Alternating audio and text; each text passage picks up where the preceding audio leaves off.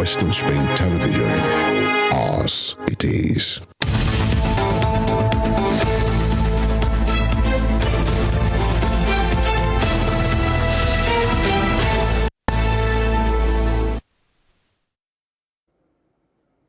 All right, good morning and welcome to the Thursday edition of the show, Morning Spring on Western Spring Television. Television is the 30th day of March, one day before the month ends. Seems that this year has been such a very fast year. My name is Emmanuel Ujadigili and I welcome you to the show this morning. Good morning. Thanks for joining us on the Morning Spring on Western Spring Television. I'm Temitope Ajijala. Well, so many interesting stories coming out from Nigeria at this point in time. Some of them outrightly incredible, and some of them you just wonder who is doing or saying what. But then you can follow us live on all our social media handles, Facebook, Instagram, and Twitter, displaying right there on your screen. You can also subscribe to our YouTube channel at Western Spring Television and do it to follow us so that you can keep up with our episodes that you've missed, or even watch us live on the go. What we do for you on the show, bring you the newspaper analysis, the insightful analysis, engagement with our interviewees, and of course I take you through who is trending, what is trending, and why they are trending. This morning we have the papers ready for you. We have some stories coming out from these papers that you find very, very interesting. We'll come back from this break. We'll take those papers. Let's see what it is.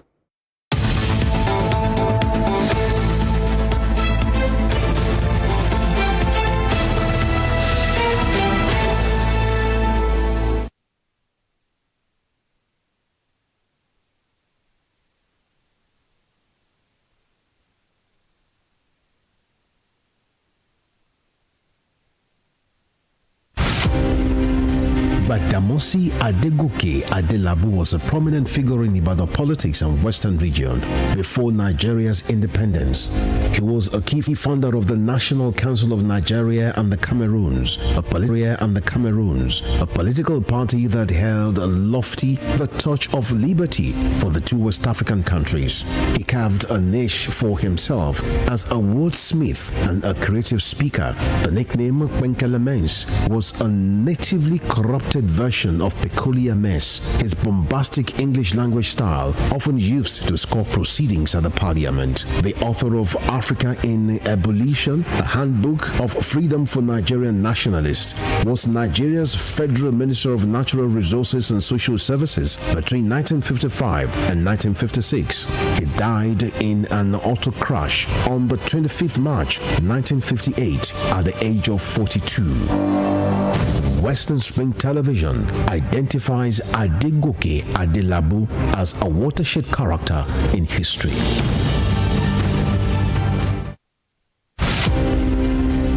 The name Adolf Hitler exudes a gale of bile from millions of people who were victims of his autocratic rule and love, from fanatical supporters of his imperial aggression. Born April 20, 1889, at a small Austrian town sandwiched between Austro-German frontier, Adolf Hitler spent most of his childhood in Linz, the capital of Upper Austria. As a very prominent stakeholder in the horrific events of conflicts in Europe, Adolf Hitler could simply go off as the sole mover of the Second World War.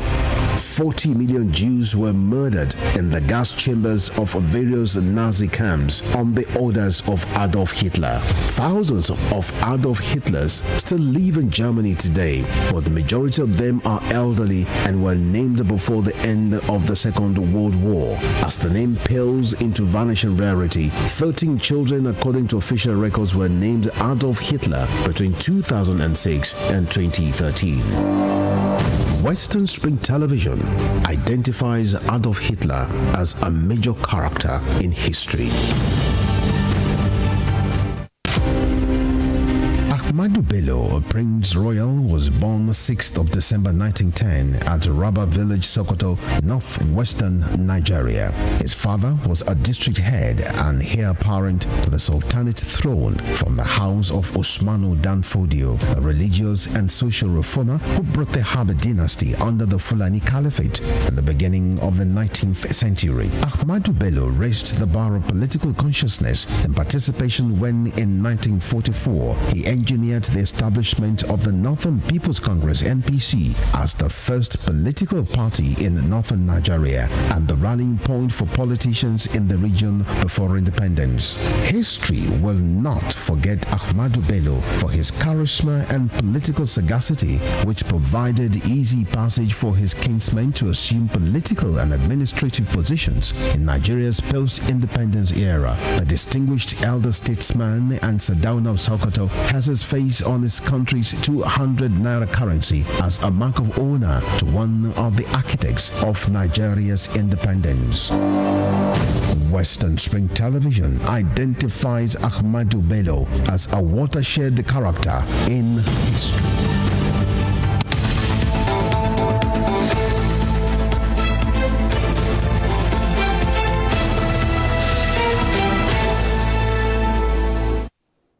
Welcome back to this show. Let's take the papers for you. Begin with the Punch newspaper this morning. The banner headline says, "Arrest interim government plotters, APC, PDP tell DSS." That's on page 2. Sabatoa's planning court orders protest to stop Tinubu's inauguration. Agency, interim government, alien to constitution. Campaigners, pseudo-democrats say APC, PDP. When this statement broke out yesterday, especially on Twitter, it really caused a lot of reactions. You know, it takes us back to pre-election period where Femi Fani-Kayode made that allegation that somebody met with some army chiefs. He was invited by the DSS, and now the DSS itself is coming out to say that yes, we've heard of, we know of plots to install an interim government. And what is interesting is that both the APC and the PDP now are asking the DSS to name and go arrest whoever it is that was plotting interim government, and then I think that's the right thing to do. That's the right thing to do. When you want to upturn the peace of a country, you should be arrested, and people should also support that. There are some questions that have been asked, and some questions that are still being asked as to who are actually to install an interim government. The ordinary person on the street cannot do that. A governor cannot do that. You know, we'll be having a lawyer, shortly to explain to us how that can work. Yes. And so we want to see who the DSS will be arresting, whoever it is that is plotting the interim government. Below that story, some cheery but not so cheery news. 26 children, 125 adult Libyan returnees land in Lagos. Good that they've been repatriated or retrieved from Libya where they were stranded. This extraction exercise has been on for quite some time now, sometimes through the International Organization for Migration, and sometimes through NEMA in collaborations. And I think it's okay to bring our people back if the greener pasture you're looking for is in green, you come back home. The home is always waiting for you. If it isn't green. And of course, if it's not green enough, you come back. Like the Yorubas say, when you're done with the farm, you come home to rest. So it's good that they're back. Well, that story is on page 5. You can get to know the details of their return. Yes. Page 15, Ramadan, election riggers, Yahoo boys fasting in vain, says clerics.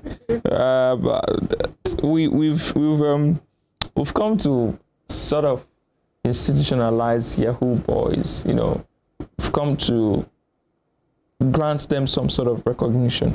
People now know that these people exist and they belong to a particular subset. Even some sort of respect, dignity accorded them. Exactly.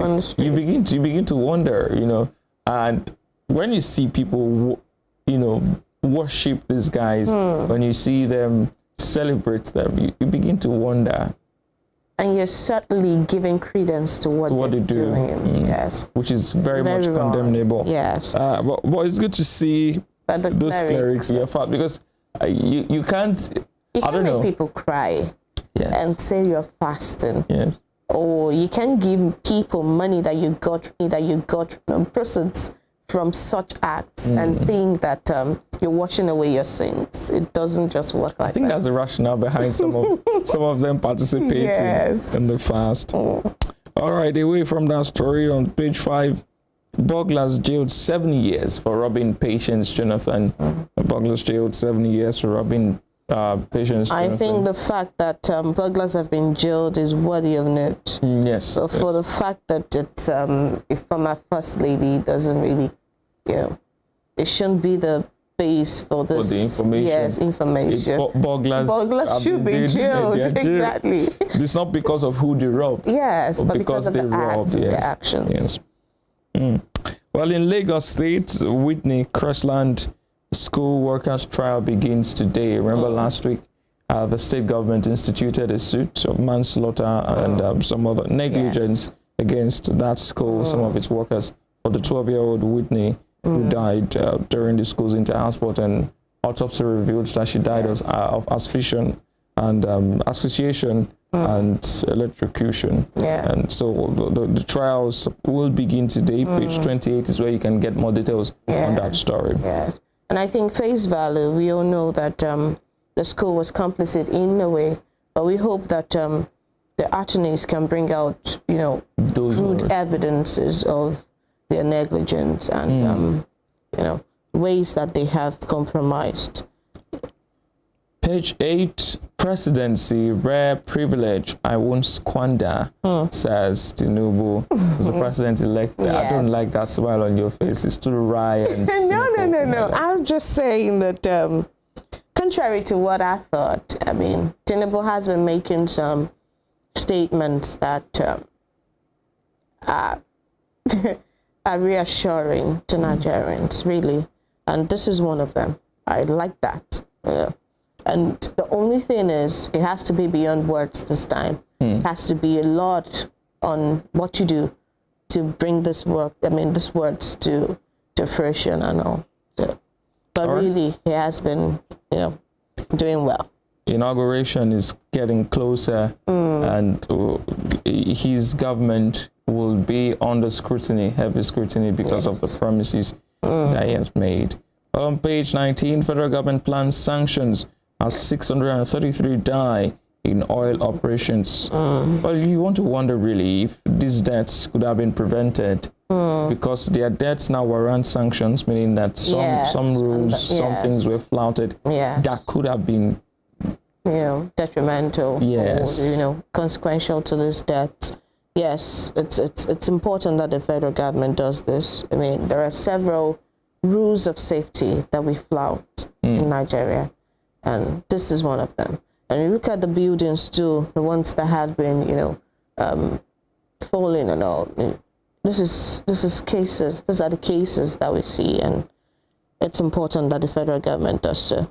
Very important. Well, the latest appointment of President Muhammadu Buhari, the Police Service Commission chairman, speaking on page 8 of the Punch newspaper, saying how I'll tackle police corruption. Solomon Arase there, who was formerly is now the chairman of the Police Service Commission. And lots of reactions, really, knocks and kudos have trailed that appointment. Some persons saying he's a civilian should not head the Police Service Commission. Some persons saying that when he was IGP, he did nothing to tackle what he says he wants to tackle now. The man should probably be given a chance to see. Let's see how far he can go. I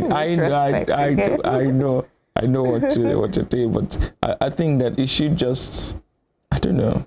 I think when you've been given a chance and you have enough time to prove a point, just like INEC, you should prove it and not wait for other chances. What if they never come? What if this never comes? And so the people are right not to put their trust in a person that disappointed at the time that he was supposed to prove a point. So that's it. You had to bring INEC into. Yes. INEC is still very much a topic. It's very much a topic. All right, well, that's all on the Punch newspaper this morning. All right, moving on quickly to the Daily Trust, and we have the headline saying, Governors-elect pledge better deals, receive certificates of return. And the writers, my family won't have role in governance. That's Abba Gida Gida. It's a kneel down in Benue, Reverend Father Alia. I'll remain fair, transparent, Nasarawa Governor. Our expectations, residents. I'll be governor for all, Rivers Fabura. Let's do it together, Buni urges opposition. That's on page 4. Lots of them. Yes. The governors-elect got their certificates of return yesterday, and most of them today will be the turn of the members-elect for houses of assembly. But the governors haven't gotten their certificates now. Everybody's beginning to make promises. This is usually the time where, like they say in local parlance, true colors begin to come out. You know, when people get what they want, sometimes they show you who they really are. Yeah. That's why politicians will go extreme lengths just to win elections, and in the immediate aftermath, they've changed. But let's see if all of these people would live up to their and this billing. person that is saying my family won't have ruling governors, I'm wondering if there will be no office of the first lady. You know. Yeah, but that office is not constitutional in the first place. Exactly. You know. And so I'm wondering if he's going to exclude that because that's a family member. Yeah, let's see that. But my scrutiny, my gaze would actually be on Reverend Father Hyacinth Alia in Benue. A lot. He came into the election with a lot, right? First, is a suspended Catholic priest, you know, and some persons were saying that if you're a suspended Catholic priest, you must have crossed boundaries, must have done this and done that. What if a suspension has basis on the fact that he went into politics? Well, that suspension came before that. Before his foray into politics, you know. So my attention will be on him and the attention of many of them. Recall he hadn't gone to manufacture the number plate. The state he had that number plate on his car, and a lot of persons were saying that it's just like every other politician. It's actually a new dawn in Benue. Yes, he's a new dawn. So we're trying. I will be watching out to see. I'll be following up on him to see how he performs. And I don't have anything to Rivers. We know how Rivers will run and will turn out. We know. And then Mayo Malabuni of UB asking the opposition to work together. All of the politicians say that they ask the opposition to work. And it's very important to take residents and expectations into consideration. It's very important. That's the most important one. That's the most important one. You should listen to what their expectations are. And if not 100%, you should deliver way more than an average. Yes. And so that is just below the nameplate. We've identified politicians plotting interim government. That's like, you know, identities now. It's possible that FFK may have given some information, or the DSS may have gathered information on its own. Yes, I really don't like the fact that most times we try to be mysterious, we try to be enigmatic. We say that we've identified those plotting. Names are supposed to follow. Yes, people need to know who the enemies of the country are. We are Nigeria's foremost intelligence agency. The problem, the reason we see them as they're now involved in almost everything. Normally, they were supposed to be secret, still on the ground, you know.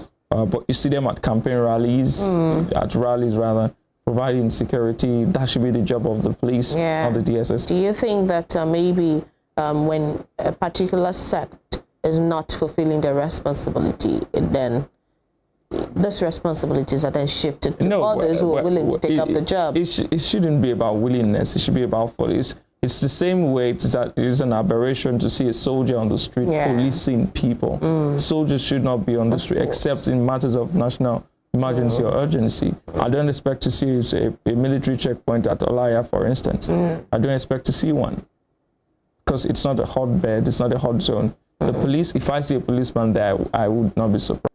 Internal security. They should be. Well, they can't give us names so that people will not run away with them. Let them make the arrest as soon as possible and then publish those names. All right, moving on quickly to page 19. Page 3 rather, sorry. Pope Francis, 86, in hospital with respiratory infection. 3.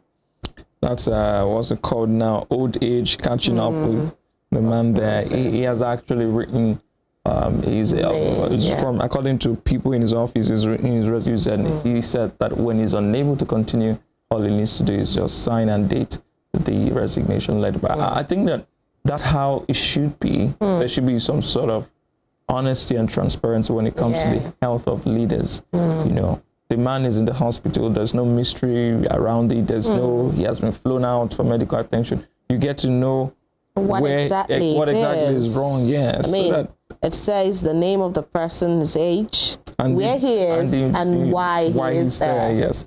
Not some sort of, you know, I don't know. Mysterious news. When you look at politics and politicking and governance,